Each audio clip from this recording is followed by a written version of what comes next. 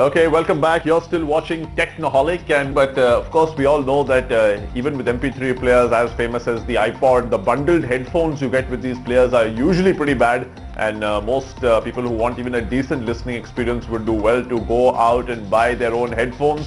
And of course there's a big ecosystem of headphone manufacturers out there trying to get your hard-earned money out of you, and among those fairly, I would say, famous ones is a company called Skull Candy that's most famous for very cool designs of their headphones and very cool looking stylistic stuff. But Varun Singh's been trying one particular model of those for about a week now. This is the Skull Crusher, if I'm not mistaken. Varun, I know Radhika loves Skull Candy headphones because they're pretty, but do they do the job as far as the sound experience is concerned? Well, see, that's the sad part. They only seem to be focusing on the design and the gimmick factor. They don't seem to be focusing on the sound quality. That being said, remember that I'm a total headphone buff. I've got headphones which cost more than my players.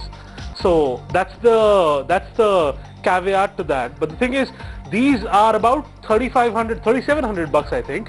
And the problem is that at the same price you could find stuff from Sennheiser, you could find stuff from AKG, you could find stuff from Philips, which is better in terms of sound quality and will still give you appreciable bass. These are called Skull Crushers. Now that's pretty much an apt name for it, because what they do effectively is they just vibrate the hell out of your skull.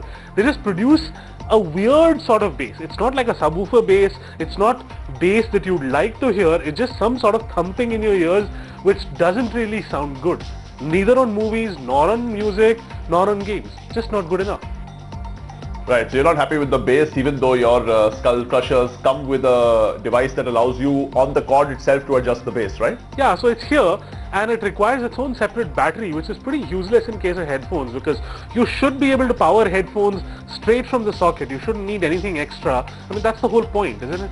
That's interesting that you weren't happy with the bass, because the headphones that I'm trying out, which come in this very nifty case, this is from a company called Ultimate Ears, which got acquired by Logitech some time ago, and they're most famous for, you know, making these custom sort of silicone things which exactly fit the shape of your ear. Headphones, yeah. So their top of the line headphone is actually $1,000 in-ear version, for which you have to first go to the doctor and ask the doctor to make a custom ear mold for you.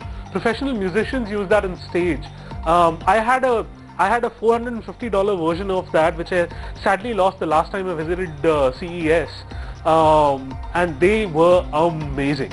I mean, there's absolutely nothing better in the world. Just like you said, you weren't happy with the bass on yours. This is the first, I would say, low-end headphone, or rather a hands-free for the cell phone. That's what I wanted to try it. And this is the first time I'm hearing bass on my cell phone. It's pretty good at low frequencies. Sometimes tends to get a bit tinny at the really high frequencies. Yeah. But my question to you, Varun, is that 3,900 bucks for the MetroFi 170, 6 grand for the MetroFi 200. So these are pretty expensive, even if you say that my BlackBerry costs 25 grand, this is more than 10% of the cost of that. I probably don't really have that high quality of MP3 coming out of my cell phone most of the time. Either it's not encoded well, or the cell phone itself can't really give the kind of output that these high-end earphones can handle. So would you recommend spending so much on earphones for a cell phone?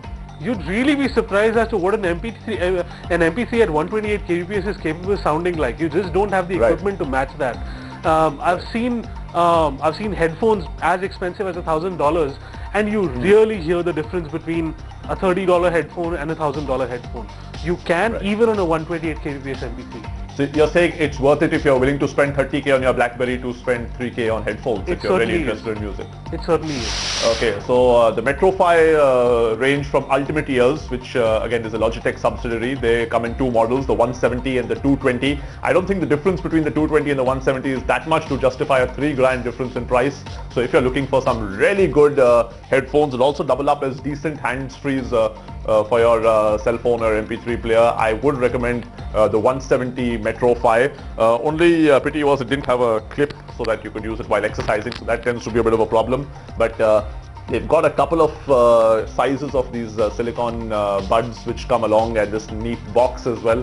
So all in all, I pretty much enjoyed the MetroFi much more than obviously Varun enjoyed his Skull Candy Skull Crushers. We're going to take a short break on that note. Stay tuned. Thanks for watching.